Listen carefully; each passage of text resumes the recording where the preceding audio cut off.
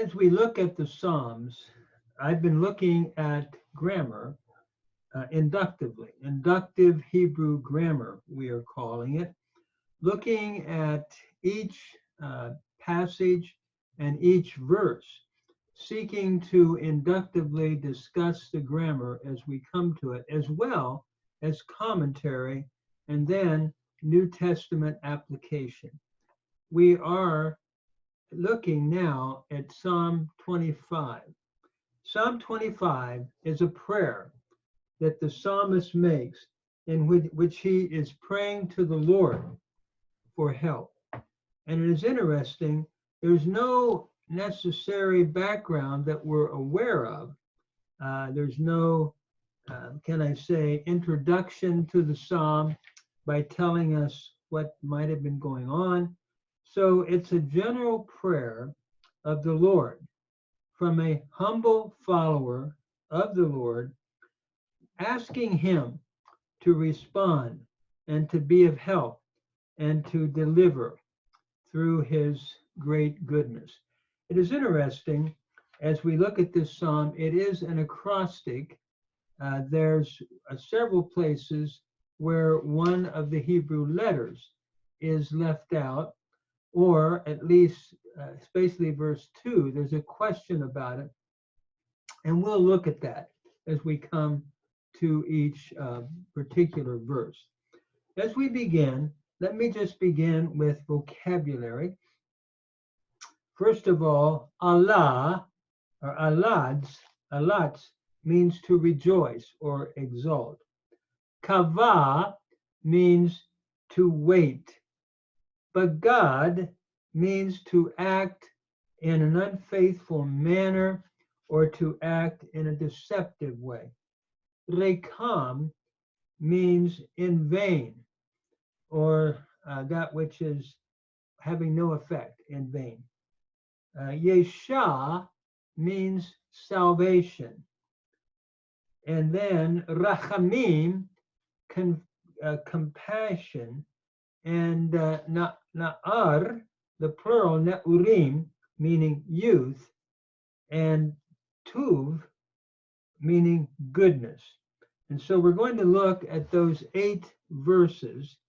And by the way, for vocabulary help, if anyone would like to have a text that gives a wonderful vocabulary summary of the Psalms, there is the Reader's Hebrew English Lexicon of the Old Testament that is a tremendous help in that, by Terry Armstrong, Douglas Busby, and Cheryl Carr. I would recommend that one could use anytime one would like to look at vocabulary. Now, what I'd like to do is go back and read the psalm in Hebrew and then talk about its meaning grammatically, as well as giving a commentary.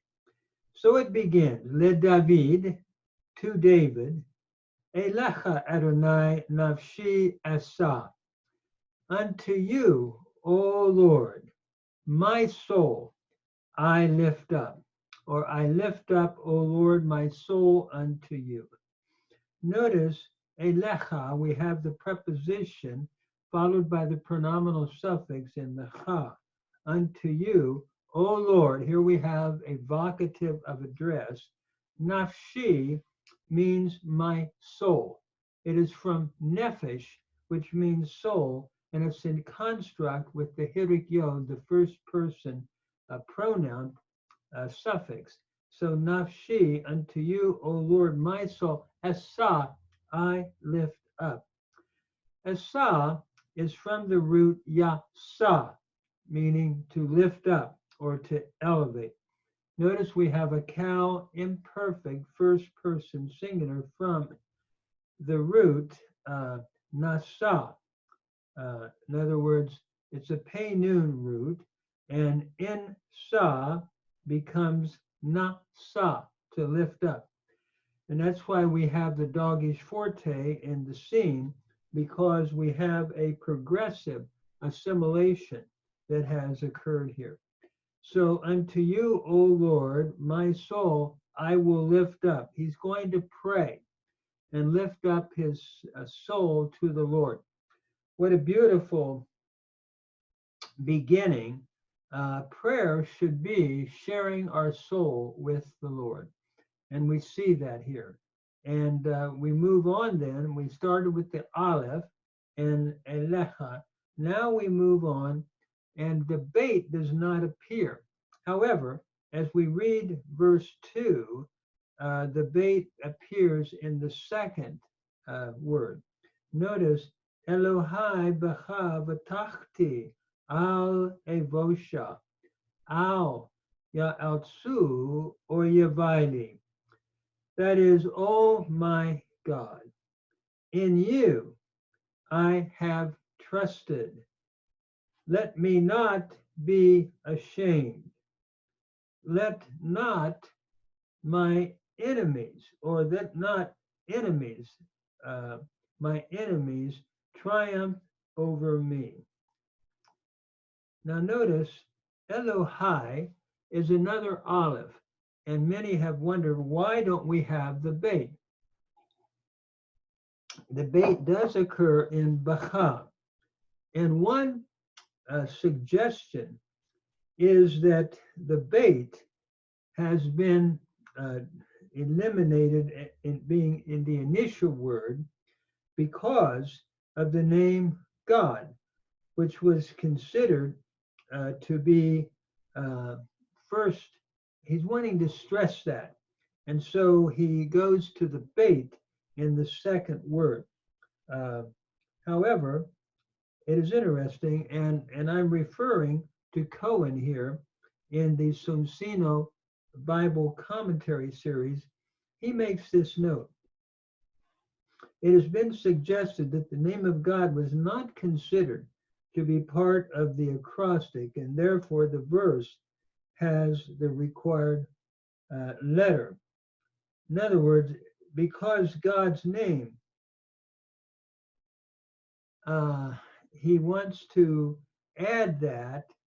It hadn't been, the name Elohim had not been given. And so the suggestion is that the psalmist begins with that to stress again the name of God, and then coming to Bacha, which is the bait in you. Modern scholars, and Cohen points this out, want to attach this, want to say that the Elohai is really part of the first verse. In other words, Elecha Adonai Nafshi Esa, and then Nafsa maybe, or Esa Elohai, as I lift up my soul to you, or something like that, where there's a repetition. However, it is interesting, the Septuagint, as it has been pointed out, supports the Masoretic text. The Septuagint reads, Pras securia Eira tem suchain mu, which is, to you, O Lord, I will lift up my soul, or I have lifted up my soul. And then verse 2, Chata asmu episoi pepoitha, that is, my God, notice, I have trusted in you. And so the Septuagint agrees with the Hebrew and puts Elohai in the Asmu, my God, in verse 2. And so I personally wonder if the suggestion seems to make sense, that the psalmist wanted to focus on Elohim and then come to the bait. So with that, it could still be an acrostic, even with the bait, except it's the second word. So he's praying now to the Lord, Batachti, in you I have taken trust. Notice Batachti is a perfect first person singular from Batach, to trust. So in you I have trusted, do not let me be ashamed. Al Evosha. Evosha is from the root bush, to be ashamed. Notice it's a imperfect jussive, first person singular from bush, to be ashamed. So it's the adjussive, let me not be ashamed. And then we move on to the second part of verse 2. Al ya'alsu or yavaili. That is, do not let my enemies triumph over me. Notice alatz means to triumph or to rejoice over. Here it's looking at triumphing over me because you don't answer me, Lord. And notice we have the negative particle al followed by the cow, imperfect jussive, a third masculine plural from alatz. And then my enemies, oyavai, notice oyev is the cow active participle, masculine singular, followed by the I, the pronominal suffix, first person singular. So do not let my enemies, and notice when you have the plural, you have the pathak yod suffix showing that we're looking at a plural participial form here. So do not let my enemies triumph over me. In other words, Lord, hear my prayer.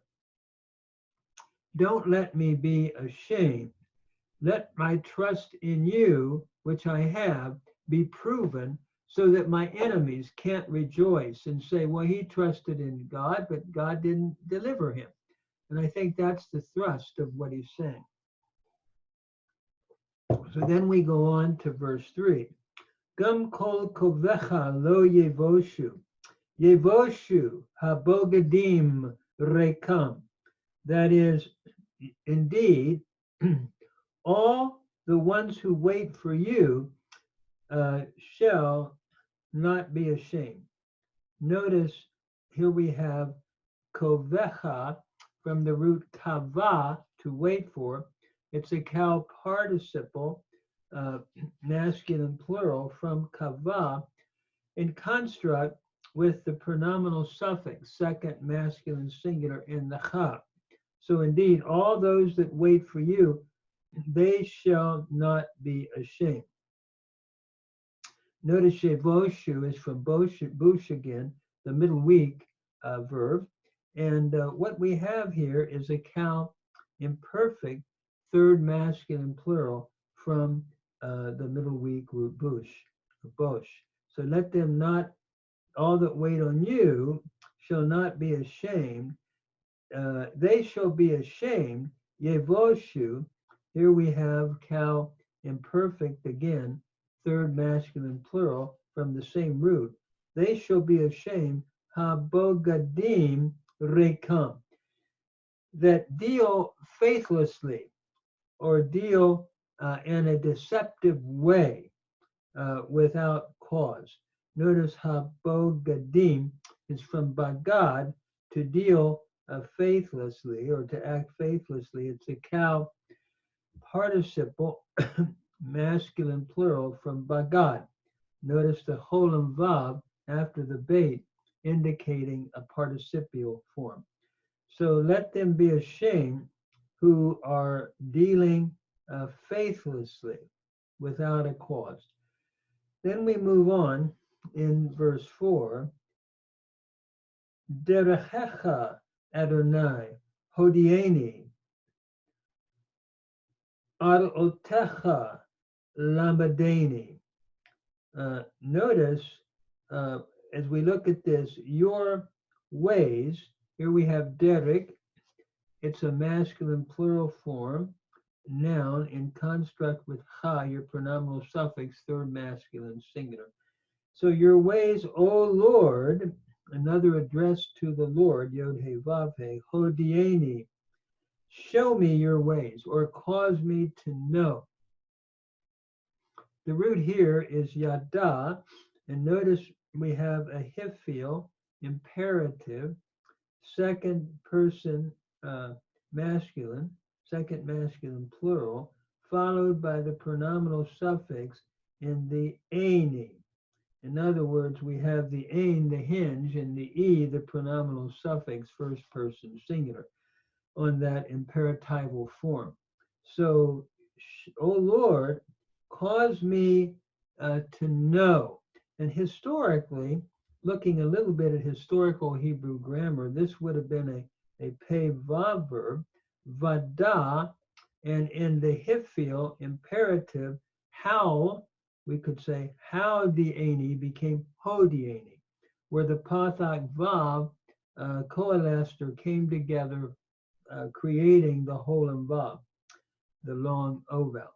So show me your ways, O Lord, or cause me to know your path. Orchotecha lamadeni. Your path, teach me. Notice orach means path. Here we have a feminine plural noun followed by your pronominal suffix in the cha. So your paths, teach me. Lamadeni is from the root lamad, to teach. Notice we have a PL, imperative, masculine, singular, from lamad.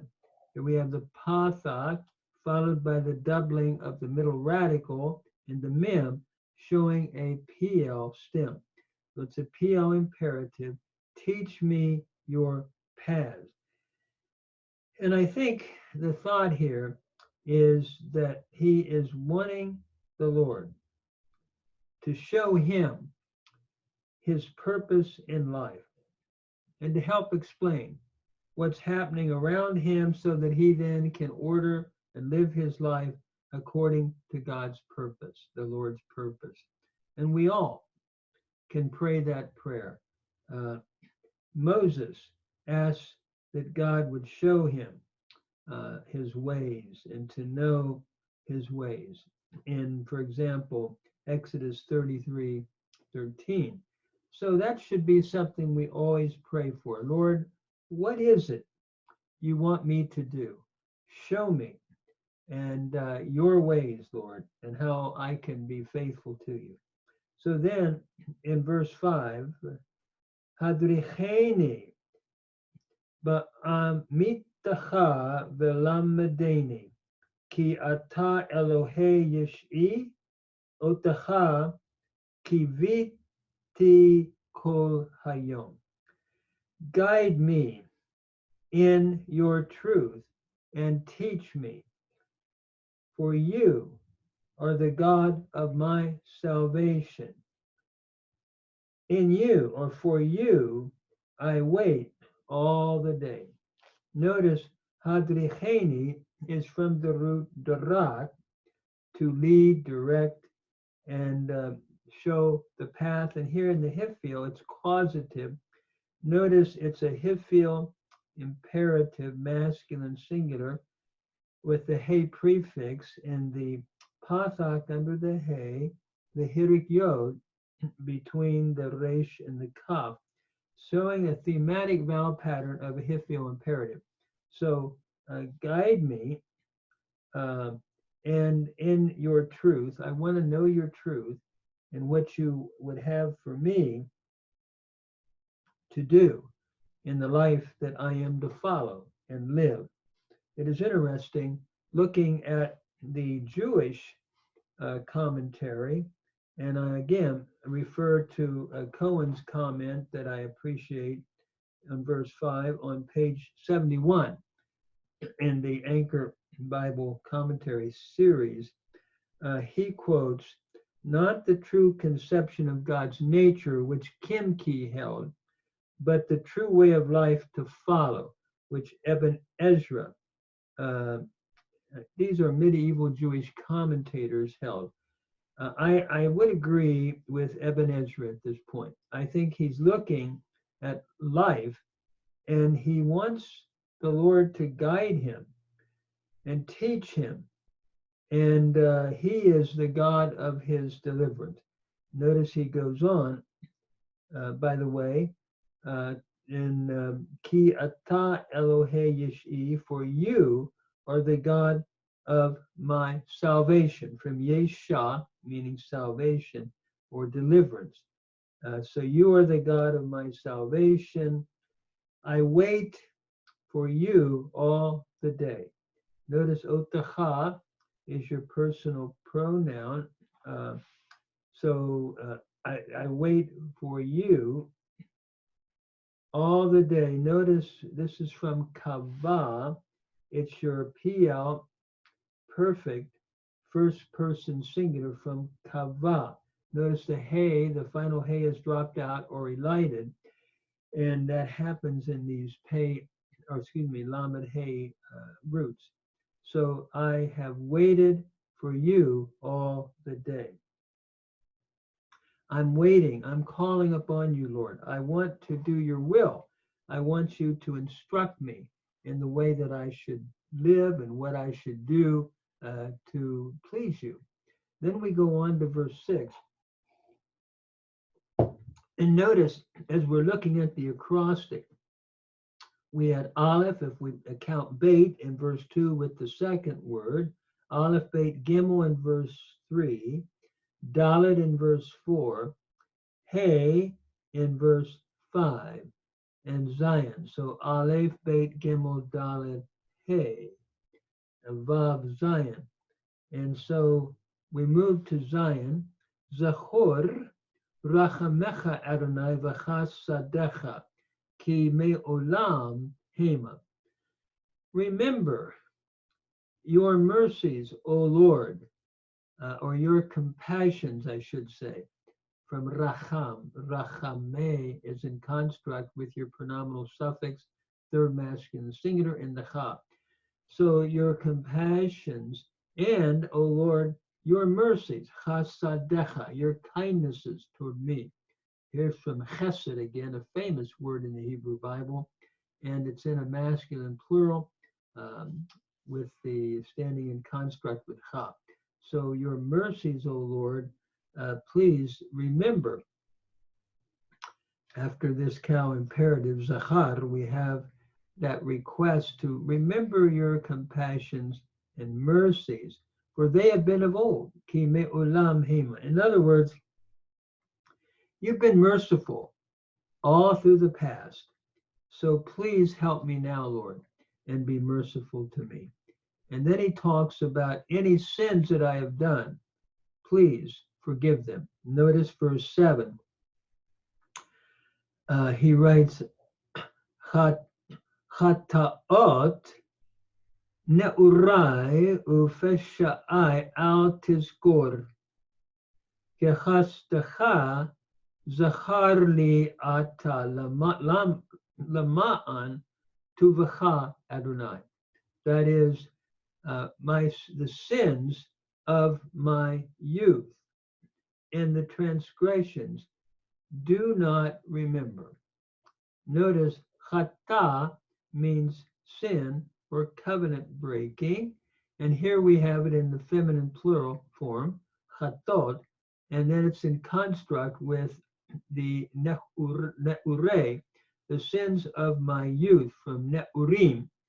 And notice again, we have the noun in construct with the I, your pronominal suffix, first person singular. And my transgressions from pasha, to transgress. Again, we have a plural noun in construct with I, the pathak yod, the pronominal suffix. Do not remember. Al tizkor. This is from the root zakar, to remember. You have your negative particle asking the Lord not to remember. We have a cow imperfect / jussive, second masculine singular from zachar. So do not remember my transgressions according to your loyal love or loving kindnesses. According to your loving kindness. Remember me, O Lord. And notice again, zachar is your cow, imperative second masculine singular. Remember me and do it for the sake of your goodness. Notice lama'an tuvacha Adonai. That is, please hear my prayer, and things that I have done, forgive, Lord. Show mercy to me and do it for the sake of your goodness. We have the preposition, the ma'an, followed by the noun tuv, and the pronominal meaning goodness, and cha, your pronominal suffix, second masculine singular. So for the sake of your goodness, O Lord, I'm pleading and asking that you would remember not my transgressions. Pardon them, forgive me. And that is something that we know that the Lord answers and responds to. As a Christian interpreter, as a Christian, I should say, teacher and minister and former professor, I'm thinking of the New Testament, where we have the grace of God, a constant theme. And Paul will write, not of works which we have done, but according to his goodness, according to his grace, we have his favor. And I'm reminded of that great book, the book of Ephesians. For by grace you have been saved through faith.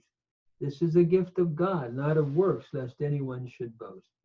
And as a Christian teacher, I'm reminded of how the New Testament, and especially in Paul's writings, a book like Romans or a book like Ephesians, focuses upon God's wonderful grace, that we have salvation from all of our sins through the grace of God.